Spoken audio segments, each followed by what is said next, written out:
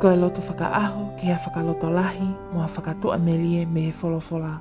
Ka veinga, kovi ia ki ha taha. Poto wholofola ma ake wahe tahataha veis wani ma. Pea ka mou ka tuu lewa ke loto. Pea ka ai ha mea oku mou kovi ia ai ki ha taha. Whakamole mole mu aia.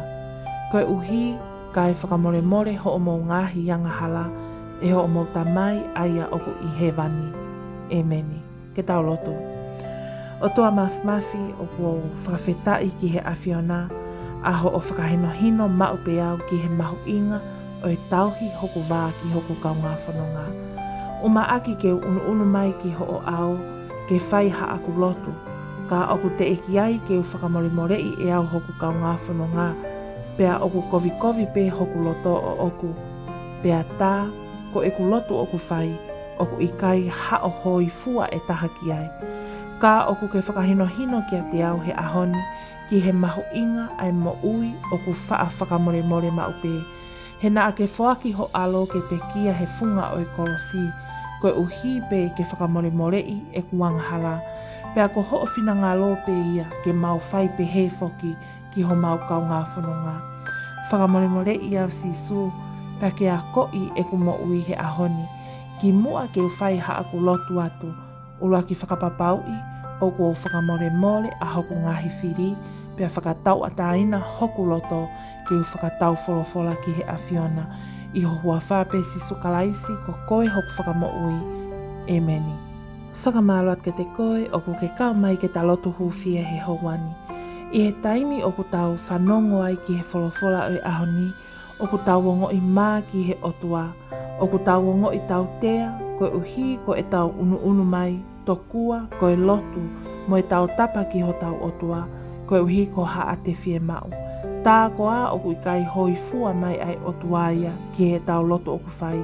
He oku te unu mai ke kole ai whakamoremore ai otua, hiri ko ia, oku te eki ai ke tau whakamoremore i eki tau tolu ho tau kau ngā whanonga. Pea oku lolotonga kovi pe ho o tā ia loto ki hatoko taha, koe uhi ko haa ne kovi ne whai mai, pe ko ha mea na ne whai pe mau, pea te nofo atu kita o loto kovi ki ai. Ko ho tau whekau he ahoni, ka ke lotu, whakapapaui, oku ke whakamoremore i howhiri, pea moha taha pe, koe uhi ke hoi fua mai ai otua ki e tau lotu oku whai. Koe i nisi o e whakamoremore ki mua pea te toki lotu, ko hono whakatau a tāina ho tau lau mālie me he anga hala o e mamani ko ni, kai a tā ke hoi fua mai ki ai otua he taimi oku tau lotu ai.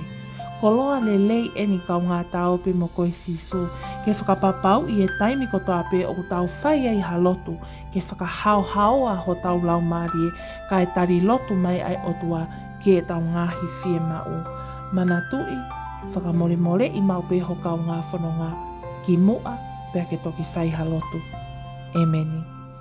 Thank you to you all who have joined and subscribed to this channel. If you're new here, welcome. Don't forget to subscribe. That way you're kept up to date on daily prayers of hope and encouragement from the Bible. Also check out the description box below for all links to our social media platforms as we provide daily devotions and ministry for the youth and young couples. Thank you and God bless.